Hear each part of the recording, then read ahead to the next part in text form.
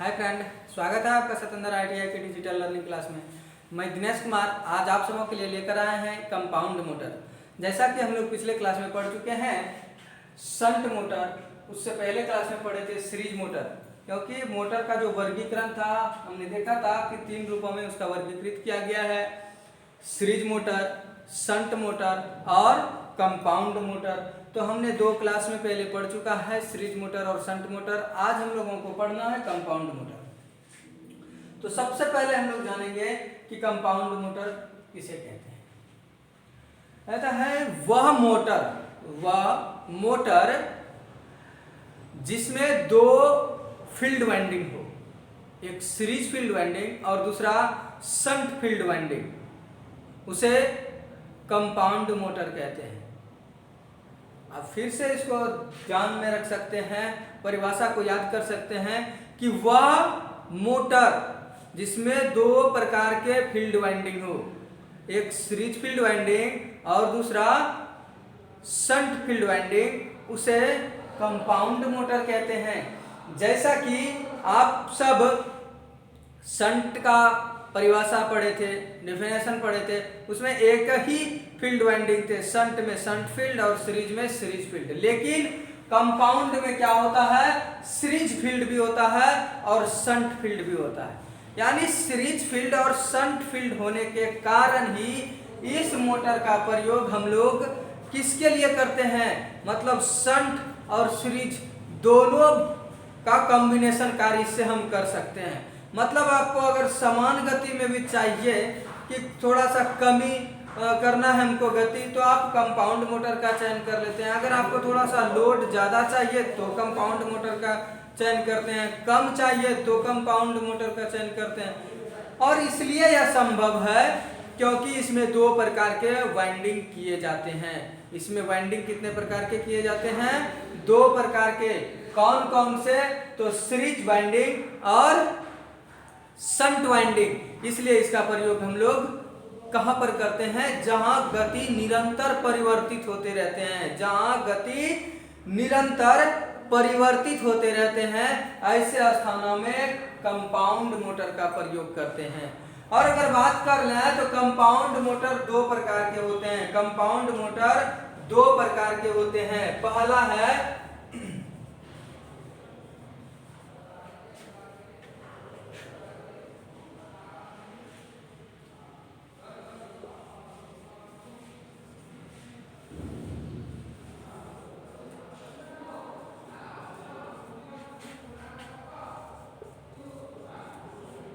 Cumulative compound motor और दूसरा है डिफरेंशियल कंपाउंड मोटर।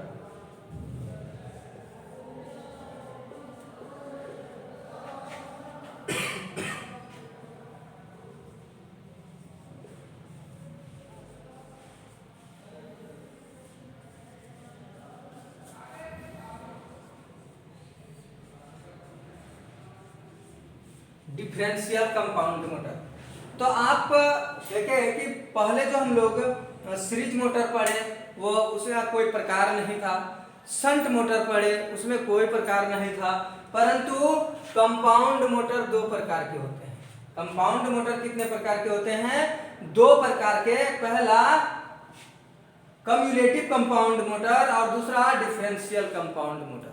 पहला कम्युलेटिव कंपाउंड मोटर और दूसरा डिफरेंशियल कंपाउंड मोटर।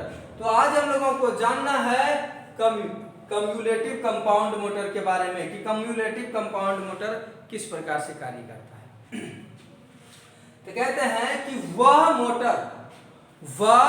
मोटर जिसमें सीरीज फील्ड और शंट फील्ड द्वारा उत्पन्न किया गया चुंबकीय फ्लक्स एक दूसरे का सहयोग करे, उसे कम्युलेटिव कंपाउंड मोटर कहते हैं। अगर मान लिया जाए कि एक शंट फील्ड है और एक सीरीज फील्ड है, दोनों अपना अपना क्या तैयार कर रहा है, चुंबकीय फ्लक्स। अगर शंट सीरीज का सपोर्ट करे और सीरीज शंट का सहयोग करे, मतलब एक दूसरे का सहयोग करने वाला अगर फील्ड हो तो हम लोग क्या देंगे कि कम्युलेटिव कंपाउंड मोटर है। अगर वैसा कोई वाइंडिंग क्या है जिसमें शंट फील्ड सीरीज फील्ड का सहयोग करता है और सीरीज फील्ड शंट फील्ड का सहयोग करता है, उसे क्या कहते हैं? कम्युलेटिव कंपाउंड मोटर कहते हैं। और कम्युलेटिव कंपाउंड मोटर की अगर हम गणना कर लें तो कम्युलेटिव कंपाउंड मोटर जो होते हैं यह भी दो प्रकार के होते हैं। कम्युलेटिव कंपाउंड मोटर जो होते हैं ये कितने प्रकार के होते हैं? दो प्रकार के होते हैं। कम्युलेटिव कंपाउंड मोटर दो प्रकार के। पहला long shunt compound, long shunt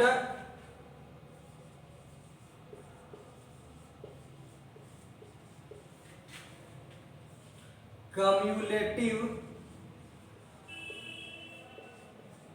compound motor.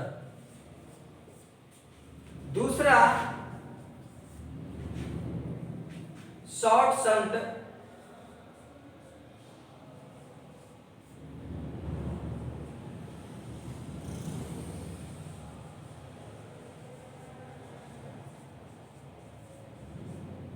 Cumulative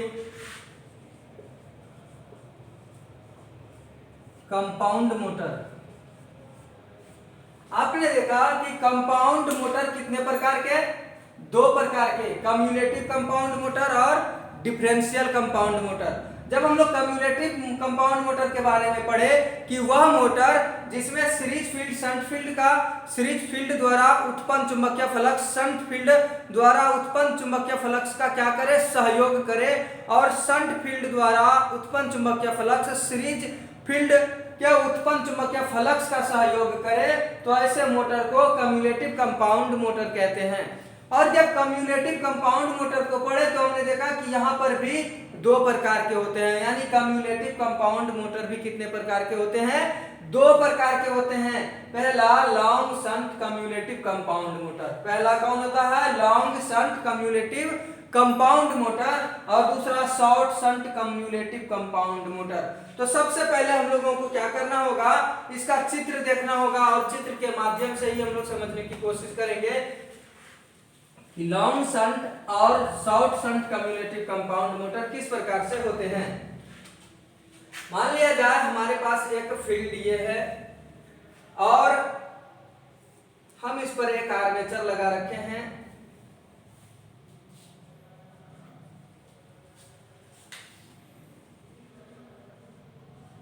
और आर्मेचर के सीरीज में एक सीरीज फील्ड कनेक्ट है।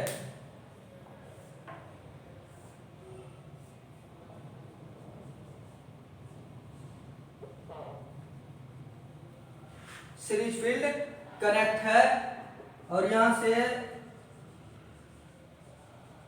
डीसी सप्लाई दिए हैं।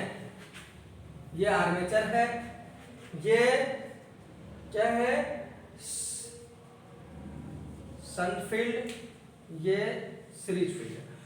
तो मान लिया जाए इस प्रकार से कोई कनेक्शन किया गया है कि आर्मेचर के सीरीज में सीरीज फील्ड और आर्मेचर के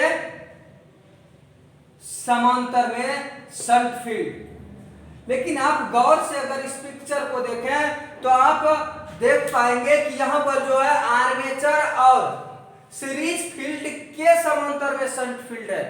आर्मेचर और सीरीज फील्ड के समांतर में शंट फील्ड है। अगर इस प्रकार से कोई कनेक्शन हो कि आर्मेचर और सीरीज फील्ड के समांतर में शंट फील्ड हो, तो उसे हम लोग long shunt cumulative compound motor कहते हैं। क्या कहते हैं? लॉन्ग शंट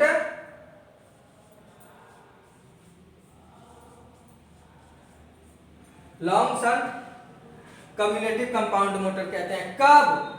जब ऐसा आपको कहीं चित्र दिख जाए, क्योंकि आज के डेट में एग्जामिनेशन में कई बार ऐसा डायग्राम दिया जाता है और पूछा जाता है इस मोटर का क्या नाम है।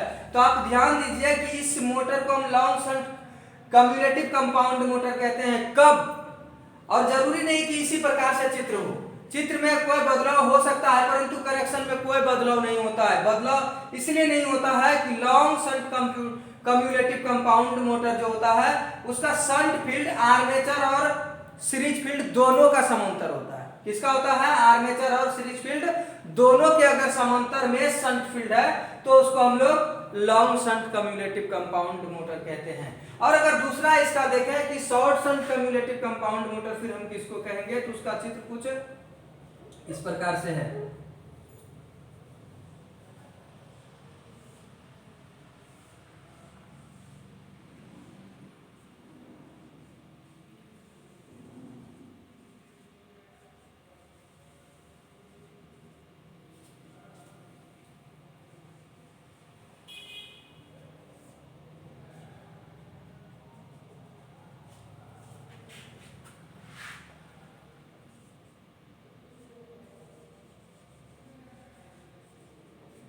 आप अगर गौर से देखें तो इसमें और इसमें ज्यादा कोई अंतर नहीं है, ठीक है। इसमें और इसमें कोई ज्यादा अंतर आपको नहीं दिखेंगे। आप अगर इस पिक्चर को और इस पिक्चर को देखें तो कोई खास अंतर नहीं है, बस फर्क थोड़ा सा है कि यहाँ जो शंट फील्ड है वो आर्मेचर और सीरीज फील्ड के समांतर क्रम में है, तो इसको हमने नाम क्या दिया, long shunt cumulative compound motor. और अगर वही शंट फील्ड केवल आर्मेचर के समांतर में हो और सीरीज फील्ड के समांतर में नहीं हो तो उसे हम क्या नाम देते हैं, short shunt cumulative compound motor.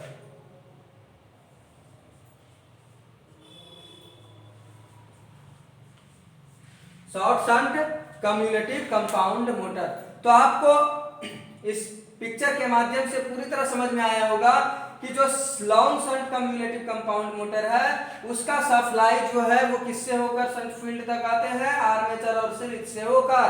परंतु short shunt cumulative compound motor में करंट कैसे होते हैं, केवल आर्मेचर से होकर शंट फील्ड तक पहुंच जाते हैं, सीरीज फील्ड होकर नहीं आना पड़ता है, क्योंकि शंट फील्ड सीरीज फील्ड के समांतर में नहीं होता है। और अगर शंट फील्ड